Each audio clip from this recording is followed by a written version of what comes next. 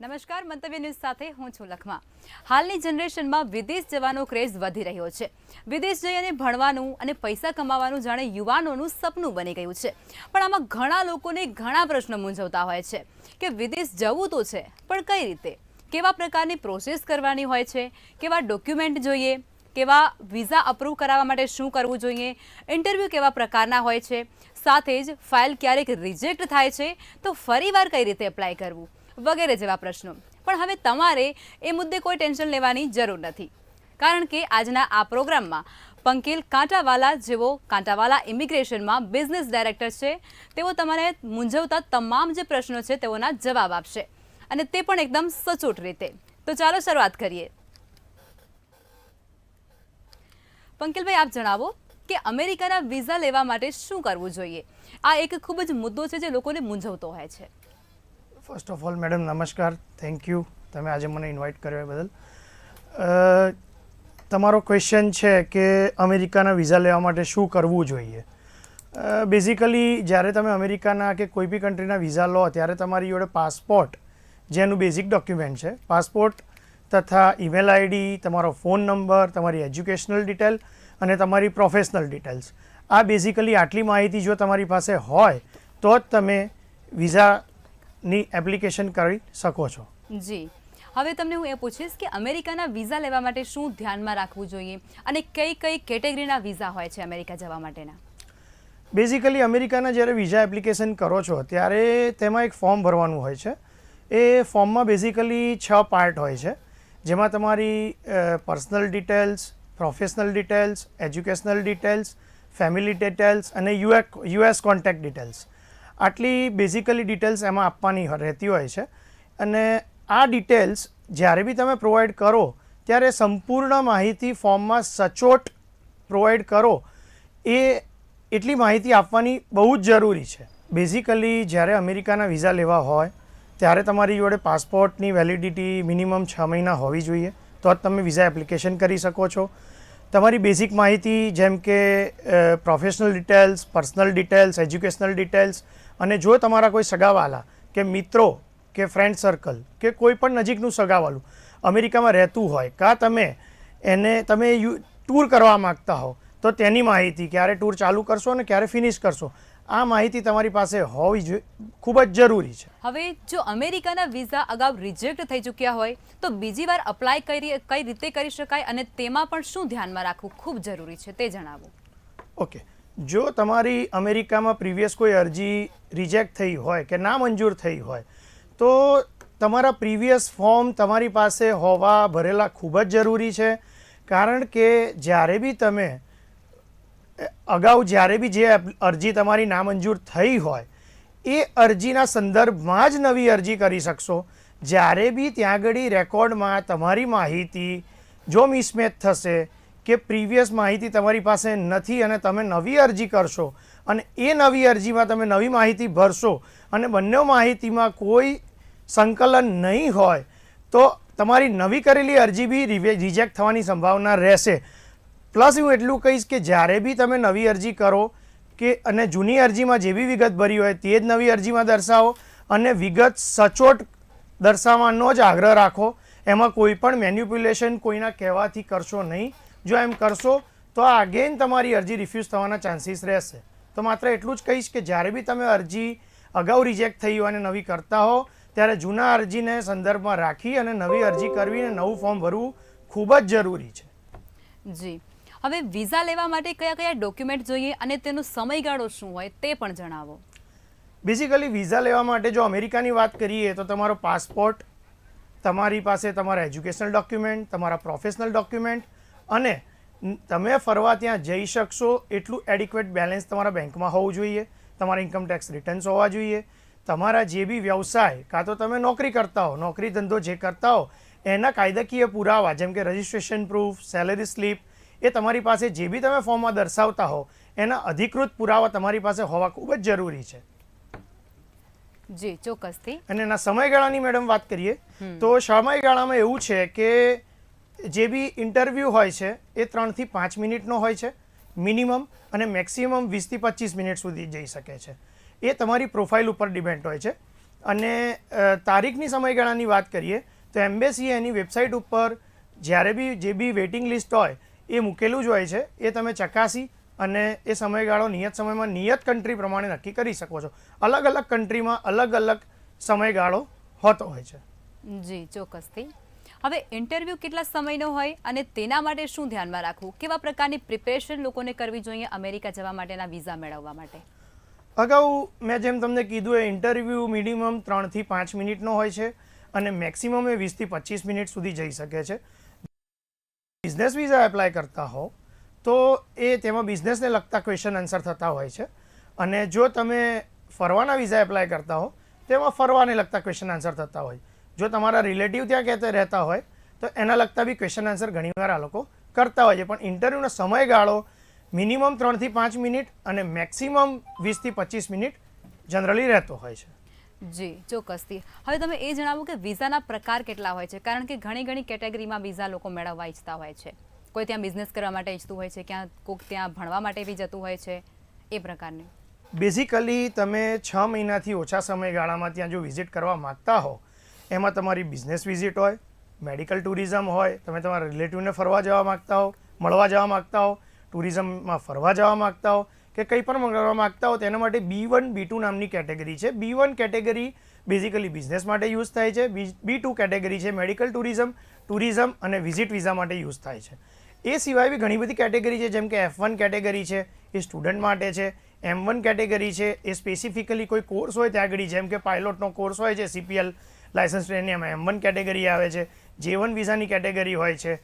F3 F4 category છે, જે ત્યાં ઇમિગ્રન્ટ કેટેગરી છે. એવી રીતના વિવિધ અલગ અલગ H1 કેટેગરી છે, જે તમારે અહીંયાથી વર્ક પરમિટ માટે યુઝ થતી હોય છે. H4 કેટેગરી છે, વર્ક પરમિટના ડિપેન્ડન્ટ માટે યુઝ થતી હોય છે. એમ વિવિધ કેટેગરી US કોન્સ્યુલેટે એના માટે ફાળવેલી છે. જી ચોક્કસથી. હવે વર્ક પરમિટના જે વિઝા મેળવવા માટે શું કરવું જોઈએ અને કેવા કેવા લોકો તેમાં એપ્લાય કરી શકે? વર્ક પરમિટ બેઝિકલી 2 ટાઈપથી થતી હોય છે. જેમ કે H1 તમે વર્ક પરમિટ જે કહી શકો, જેમાં કંપની દર વર્ષે કંપની તરફથી તમે વર્ક પરમિટ કરાવી શકો છો. દર વર્ષે અમેરિકા એનો એક સ્પેશિયલ કોટા હોય છે જે બહાર પાડતી હોય છે, અને એ કોટામાં તમારી કંપની તમારા વતીકા તમે ડાયરેક્ટ કોઈ આરટી પ્રોફેશનલ્સ હોવ કે એ રીતના તમારું કોઈ પ્રોફેશન હોય, તમે કોઈ હાયર સ્કિલ વર્કર હોવ તો તમે એમાં એપ્લાય ડાયરેક્ટલી કરી શકો છો. અને કોટા પ્રમાણે એમાં ડ્રો થતો હોય છે, અને એમાં જો ડ્રોમાં તમારો કંપનીનો કે તમારો નંબર લાગે તો તમને ઇન્વિટેશન મળતું હોય છે. જી ચોક્કસથી. હવે ઘણા લોકોની અરજી રિજેક્ટ થતી હોય છે, ત્યારે કેવા સંજોગોમાં આ વિઝાની અરજી રિજેક્ટ થવાની સંભાવના ખૂબ જ વધી જતી હોય છે, એ જણાવો. હા, આ ઘણો સારો ક્વેશ્ચન છે મેડમ તમારો.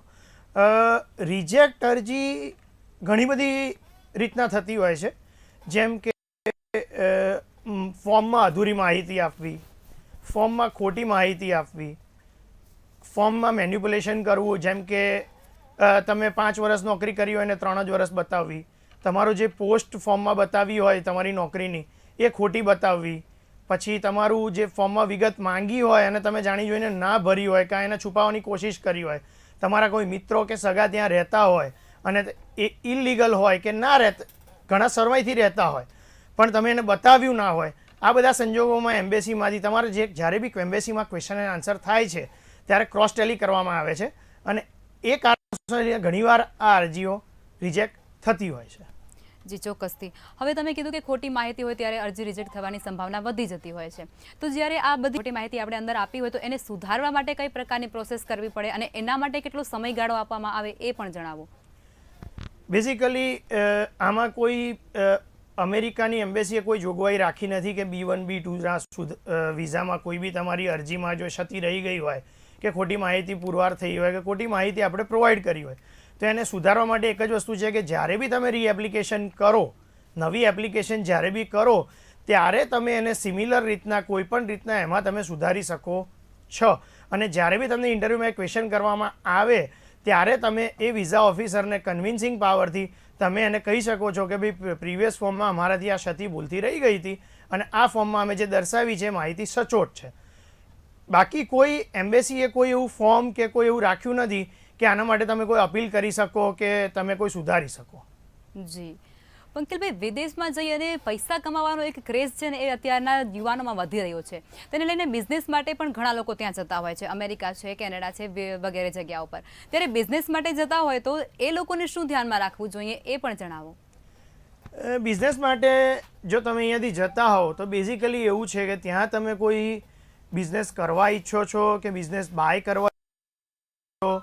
અત્યારે રિસન્ટલી તમે છેલ્લા 5 વર્ષમાં જોયું હશે કે કેનેડામાં આનો ક્રેઝ ડે બાય ડે વધતો જાય છે. જેમ કે કેનેડાની ગવર્મેન્ટે ઘણા બધા આના માટેના પ્રોગ્રામ્સ બહાર પાડ્યા છે. તમે અહીંયાથી ત્યાં જઈ શકો છો અને ત્યાં ઇન્વેસ્ટમેન્ટ્સ કરી શકો છો. સેમ રીતના EB-5 કરીને યુએસમાં બી એક વિઝા છે કે જેમાં તમે ઇન્વેસ્ટ કરી શકો છો ત્યાં. અને ગવર્મેન્ટના જે બી અર્બન એરિયાઝ છે કે ત્યાં આગળ જે પ્લાનિંગ ગવર્મેન્ટ તરફથી જે એરિયા કે જે કંપનીઓ કે જે પ્રોગ્રામ્સ ફાળવવામાં આવ્યા છે ત્યાં તમે EB-5માં અરાઉન્ડ ઇન્ડિયન રૂપીસમાં કહીએ તો 8 થી 9 કરોડ રૂપિયાની વચ્ચે ઇન્વેસ્ટ કરો તો ત્યાંની ગવર્મેન્ટ તમને ગ્રીન કાર્ડ પ્રોવાઈડ કરે છે. પણ આના માટે બી ઘણી બધી જોગવાઈઓ છે કાયદાની કે જે તમારે ફૂલફિલ કરવી પડે. અને કેનેડામાં આપણે વાત કરીએ તો કેનેડામાં બી આ સેમ છે. દરેક કન્ટ્રીમાં પોતાના ઇન્વેસ્ટમેન્ટ પ્લાન્સ સાથે ત્યાં તમને સિટીઝનશીપ કે ત્યાંના પરમેનન્ટ રેસિડેન્સી મળે એની જોગવાઈ છે જ. જેમ કે કેનેડામાં બી ઇન્વેસ્ટમેન્ટ પ્લાન્સ ઘણા બધા છે ગવર્મેન્ટ તરફથી. ઓનર્સ ઓપરેટેડ પ્રોગ્રામ છે. ઘણા બધી બિઝનેસમાં તમે ઇન્વેસ્ટ કરીને ત્યાંની કાયદાકીય રીતે ત્યાંની તમે પરમેનન્ટ રેસિડેન્સી મેળવી શકો છો.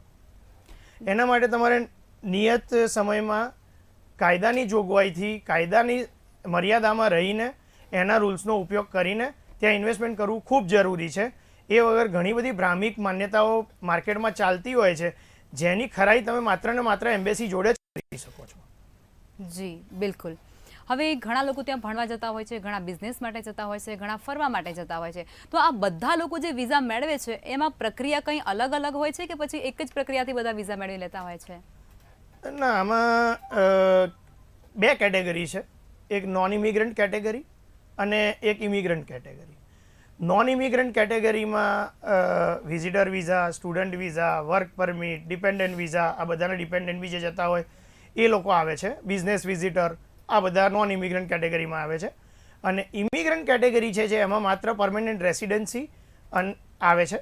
અને જ્યારે બી તમે બંને કેટેગરી અલગ છે, બંનેનું ડોક્યુમેન્ટેશન પાર્ટ અલગ છે, બંનેની પ્રોસેસ અલગ છે, બંનેનો પ્રોસેસિંગ ટાઈમ અલગ છે, એની વિઝા ફી અલગ છે. એ બધું જ ડિફરન્ટ છે અને બંનેના કાયદા પણ અલગ છે. એટલે કોઈ પ્રક્રિયા સિમિલર નથી હોતી. હા, દરેક કન્ટ્રીની વિઝિટર વિઝાની પ્રક્રિયા મોર ઓર લેસ સારી હોય છે, સિમિલર જ હોય છે.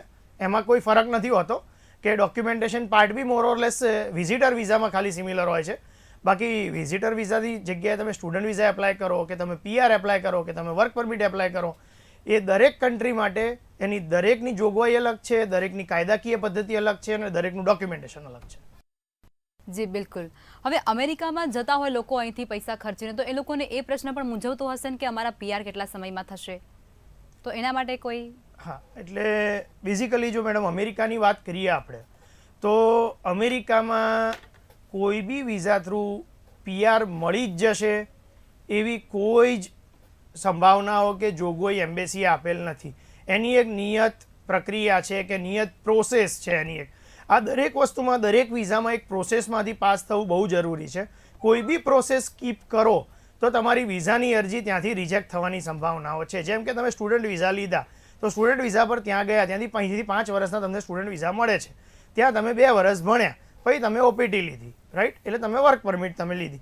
વર્ક પરમિટ પછી જ્યારે બી તમારે PR કરવો હોય તો તમે H1 વિઝા જ્યારે મેળવો છો કોઈ બી કંપની થ્રુ, એ કંપની તમારું 140 એટલે કે ગ્રીન કાર્ડની પ્રોસેસ કરી શકે છે.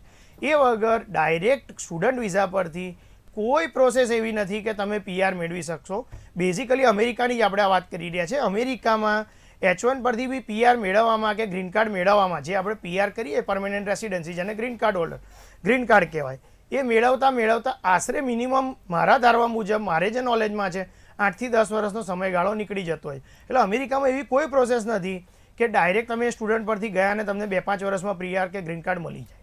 જી ચોક્કસથી. હવે ઘણા લોકો અહીંથી ફરવા માટે સ્પેશિયલી જતા હોય છે, તો એ લોકોને વધુમાં વધુ અને ઓછામાં ઓછા કેટલા સમયના આ વિઝા મળી શકે?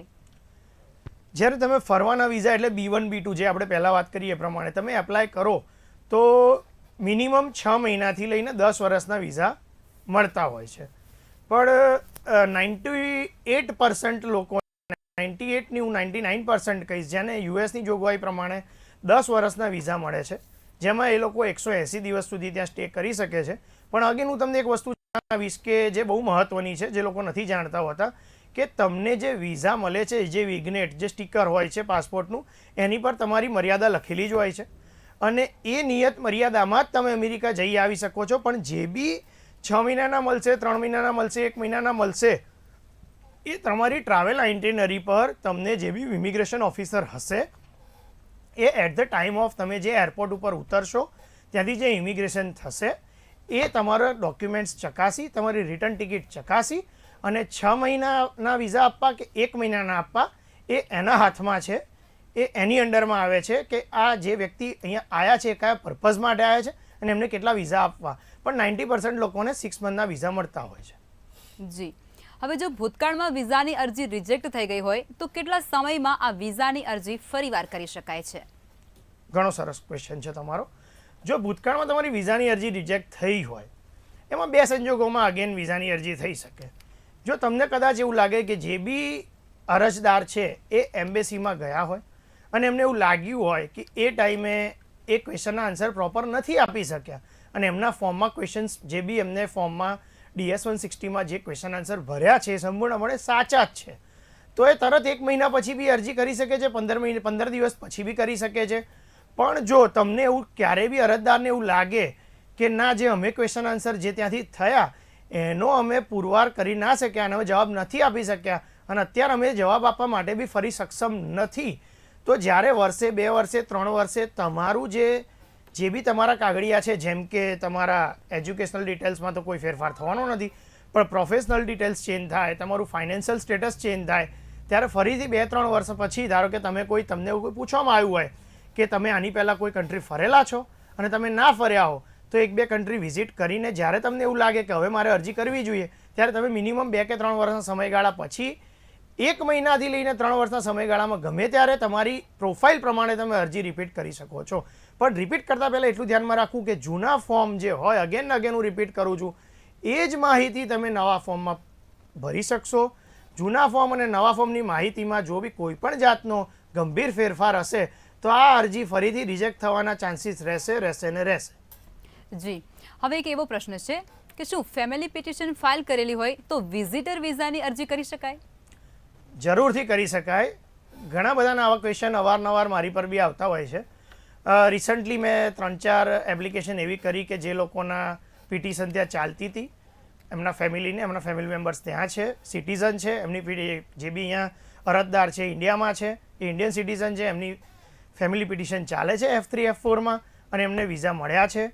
તમારી પિટિશન કઈ સાલમાં થઈ છે, એ પછી તમે કેટલી વાર અરજી કરી છે, એ બધું જ તમારે માહિતી સાથે ફોર્મમાં તમારી પિટિશનમાં જે દર્શાવવાનું હોય છે એક્સપ્લેનેશન, એ તમારે પ્રોપર કરવું પડે અને એના ત્યાં ક્વેશ્ચન આન્સર કરવા પડે. કારણ કે પિટિશનનો ગાળો એવો હોય છે કે જ્યારે પિટિશન કરો ત્યારથી મિનિમમ 10થી 15 વર્ષ કે 20 વર્ષ પછી પિટિશનની કેટેગરી કઈ છે એની પર ખુલતી હોય છે. તો એ 20 વર્ષમાં તમે અમેરિકા ન જઈ શકો એવો અમેરિકાની એમ્બેસીનો કોઈ કાયદો નથી. તમે ક્યારેય બી પિટિશન કરી હોય તેમ છતાં બી તમે વિઝા એપ્લિકેશન કરી શકો છો. એવો કોઈ કાયદો નથી કે વિઝાની પિટિશનની એપ્લિકેશન તમારી ચાલુ હોય ત્યારે તમે વિઝિટર વિઝાની એપ્લિકેશન ન કરી શકો. જી બિલકુલ. હવે ઘણા લોકોને એ પ્રશ્ન પણ મૂંઝવતું હોય છે કે શું ઇન્ટરવ્યૂમાં બાળકોને સાથે લઈ જવાય?